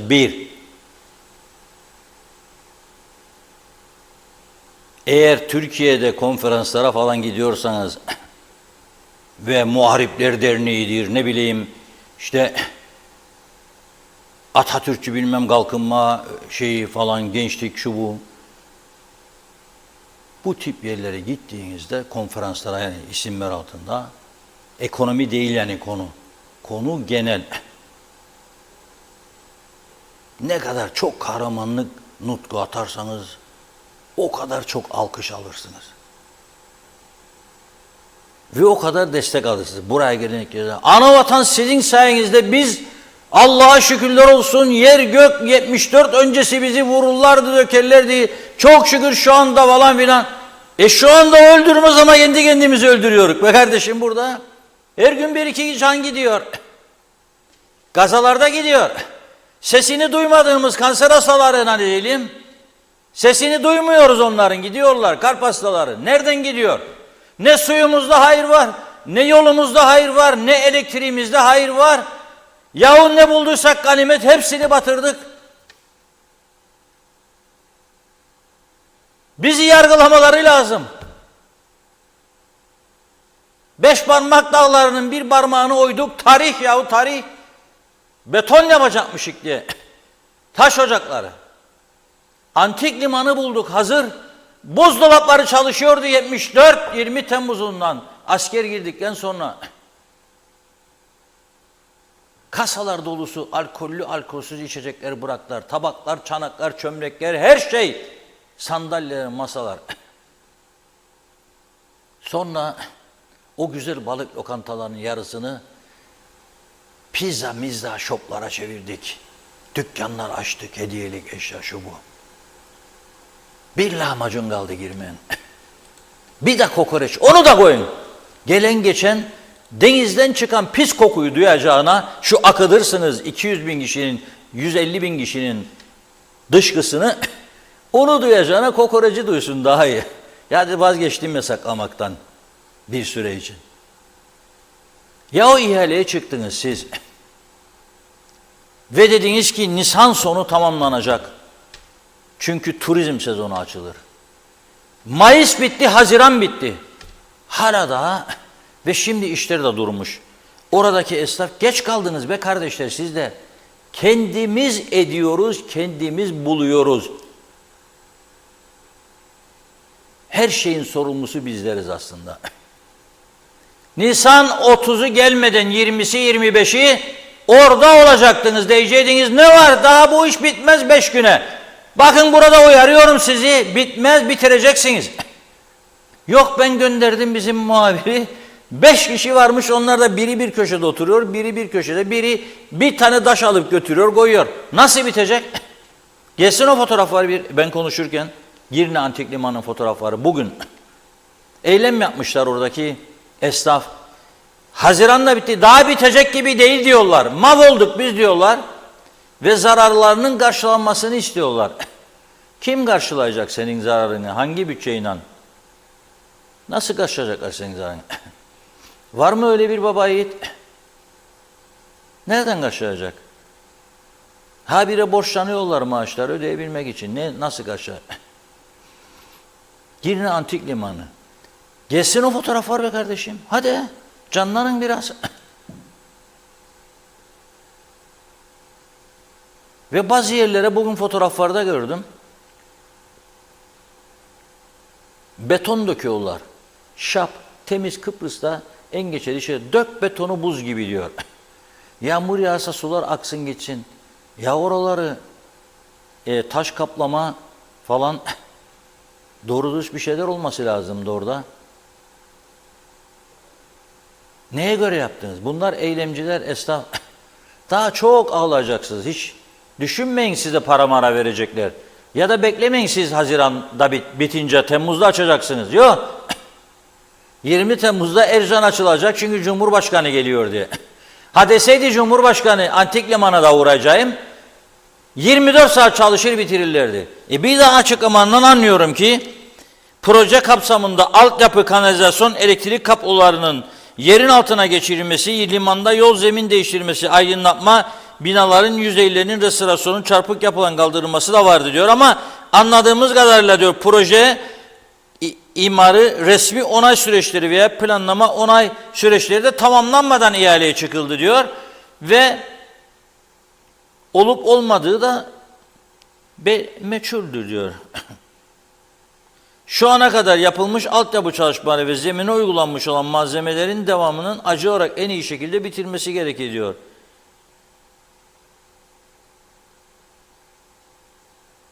Evet.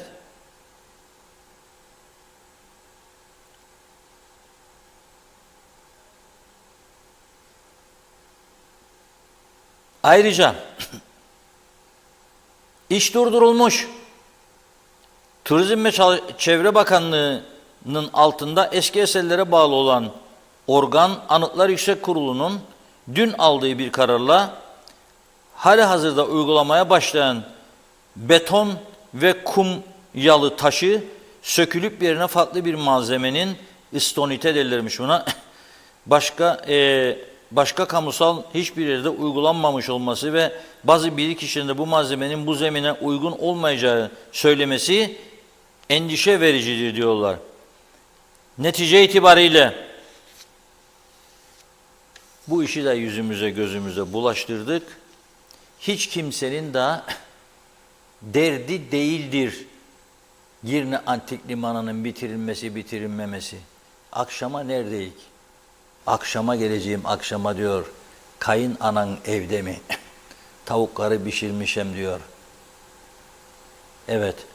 Bir de şeye götürüyorum sizi şimdi. Temizada'ya bugünkü etkinlik. Çevre temizliği. Biz kirletmeye devam edelim. Yabancılar temizlemeye devam etsin. Buyurun. Günaydınlar. Ben Temizada'dan Kasım Uluçaylı. Bugün 22 Haziran. Perşembe Temizada grubumuz bugün havaların ısınması saat 7'de başlamıştır. Bugün eski Kristal Rocks dediğimiz bölgede, Selamis'ten sonra olan bölgede temizlik yapıyoruz. Yaklaşık 30-35 kişilik bir grupla bugün burayı temizliyoruz. İşte görmüş olduğunuz gibi bayağı pis bir bölge. İleride bir restoran var. Restoranın yanında da bayağı kazılmış. Bilmiyorum hiç otel mi yapılacak, restoran mı yapılacak, deniz kenarında bayağı kazılmış bir yer var. Orası da izinli olduğu söyleniyor. Bizim memlekette her yer zaten izinli. Yeter ki başlat ama izinli olup olmadığını kimse hiçbir şey bilmiyor. Bence izinlidir çünkü bu kadar büyük bir inşaat olamaz. Evet, biz bayram öncesi bu temizliği burada Temizada grubumuz yapıyoruz. Tespit ettiğimiz bölgelerden bir tanesi. Ama burası çok uzun zaman önce değil, kısa bir zaman önce yaptık. Ama yine insanlarımız yiyip içip atıyor. Burada tabii insanlarımız yiyecek içecek atacak da önemli olan belediyelere verilmiş olan yetkileri belediyeler kullanmasını, çözüm yollarını çok basit para istemeyen çözüm yollarını biz belediyelere söylüyoruz ama sadece söylüyoruz. Hiç kimseye anlatamıyoruz. Bir şekilde bunu anlatacağız ama ben bayram öncesi Temizada grubu adına herkese sağlıklı, neşeli günler diliyorum. Temiz bir çevrede yaşamak üzere. Hoşça kalın diyorum. Teşekkürler.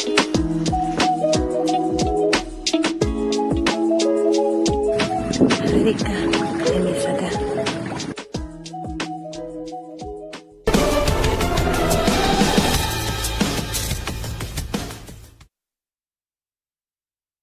Evet, iyi ki Temizada gönülleri vardır. İyi ki yabancılar temizliği seviyorlar. İyi ki onlar temizliyor ki biz de temiz yerde gidip ne yapıyoruz? Pikniğimizi yapabiliyoruz, sonra kirletip gidiyoruz. Bu böyle oldu. Bu ülke çok katı kuralların uygulanmaması halinde daha kötüye gidecek, çok daha kötüye. Kalıcı ve katı kurallar uygulanmazsa ve bizler de bazı fedakarlıklara katlanmazsak sonuçlarına katlanacağız. Bugünlük bu kadar. Yarın inşallah maşallah let's do this again. Buyurun.